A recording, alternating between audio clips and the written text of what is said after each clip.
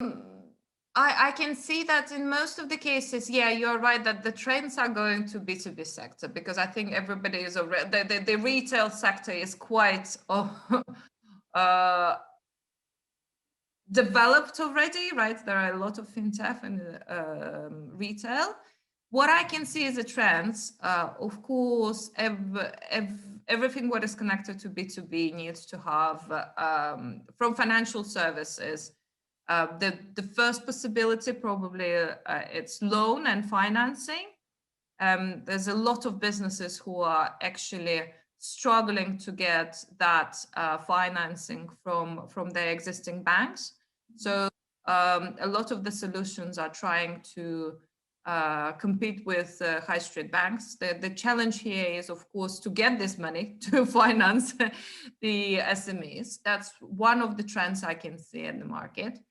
Then I see a lot of the products which were actually going to like a B2B service, where they actually B2B 2C, where before a lot of companies were creating the product and went straight away to retail and sell that, where now there are another like a league of companies developing the products for the companies who then go to retail and sell it.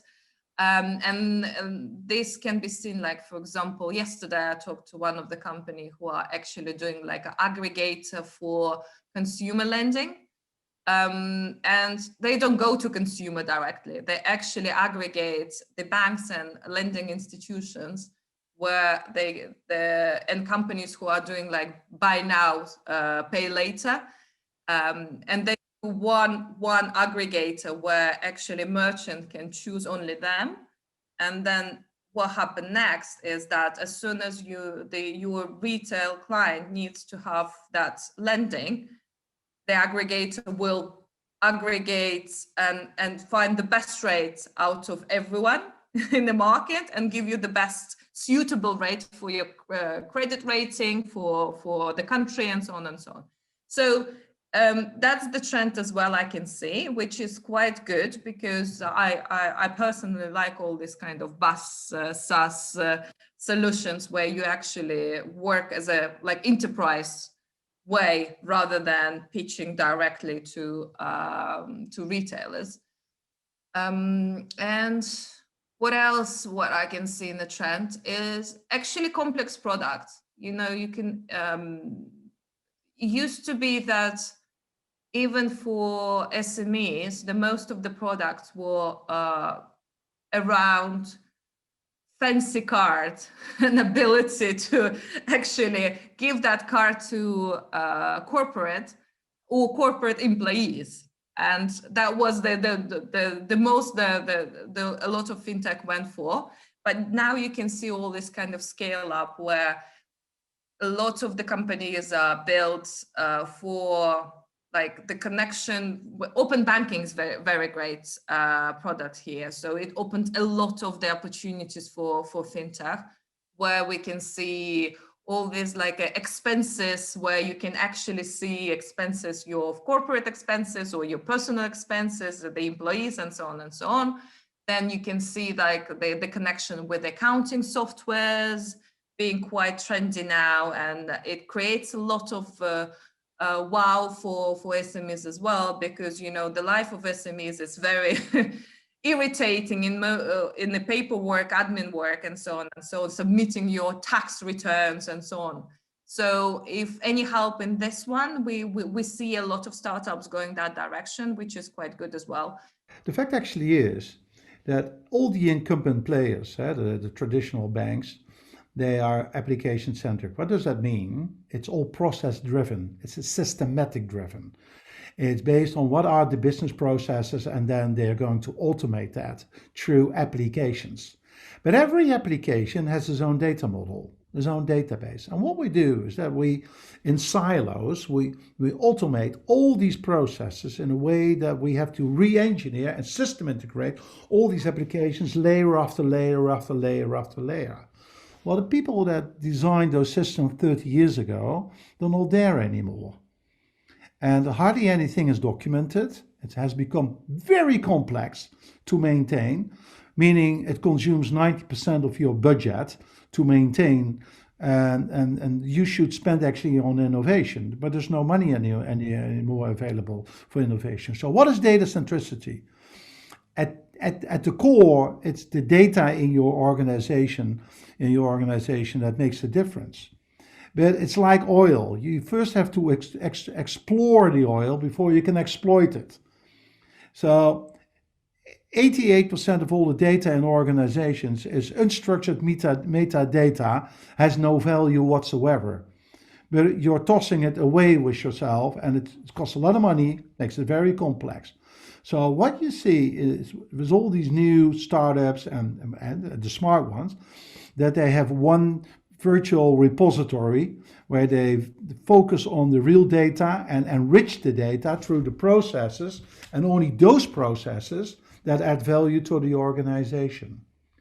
So it's the data that is critical, not the applications. 85% of all the applications are redundant. You can throw them away. They're not adding any value in the organization. So if regulatory affairs put pressure on banks, they hire thousands of auditors to resolve their problem. And they're not able to do so for the simple reason because they're not data centric. So this transition is absolutely imperative to go from application to data centric for one reason, because you have to fulfill the regulatory affairs, because all the laws are based on a data centric environment. And the second thing is you can't compete against the new startup and scale-ups, because your cost income ratio is so high that the cost to operate is, if Google and BlackRock are joining together, it's only for one reason. It's because Google is able to provide a data-centric platform for BlackRock to provide services where they can compete with anybody else on the globe. Because they're 5 to 6 times more cheaper in operate than anybody else. So there is happening a huge disruption in this marketplace. And data centricity is the name of the game, because you have only one data model. And where the data hits the organization, new processes will evolve. And only those processes, based on what we're doing, providing functionalities that clients are looking for. And not on functionalities that we impose on clients. And that's why the competitors are our competitors, which have become incumbents already, will be disrupted in a few years and will disappear, or they will have to adapt. If you do not adapt, you die. But things which are not easy to calculate with a computer are things which you should solve with AI. And there's so much possibilities in this direction, not just right now, but also in the future. I see so many startups doing it right. And I certainly hope that the use of this word is not holding this whole space back, because there are great use cases in the fintech world, of course, with fraud detection, which is being used in the last couple of years already. I think fraud in general is decreasing so much, and one part of it could be AI. The other things, of course, are also offering better services by understanding the user better and things like that, by actually learning from the data you have. And yeah, I think that's two great directions in the fintech space with AI. Yes, I'd like to just express formally something that a lot of people don't seem to realize, that it is the digital age. Yeah. In 2020, we crossed the Rubicon, going from the information age of digital data, analytics, communication, and research to the digital age, in which digital assets command an integral position. Now, the means of production in the digital age all stem from scalable digital operations. Platforms, data, and assets that can be monetized in their own right. There are some fantastic and truly remarkable innovations, solutions of the market within that we are able to utilize as a scalable digital operation. You asked for which technologies are out there. AI, there's kind of this realization of a sci-fi narrative being brought to reality through absolute geniuses in their respective fields. Going beyond just blockchain and AI and machine learning, there is distributed ledger technology, which is the umbrella there, the core technology, with remarkable platforms such as IOTA and Hedera Hashgraph. And then there's Internet of Things.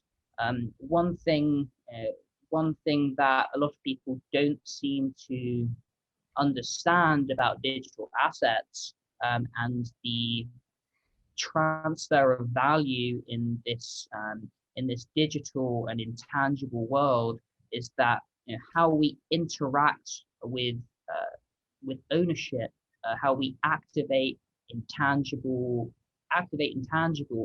is all based on this a technology portal. It's all based on your digital wallet, and we are looking not just to facilitate the financial experience, which is the core value proposal that we're offering here. It's so much more than that as a portal to the next generation of technology solutions.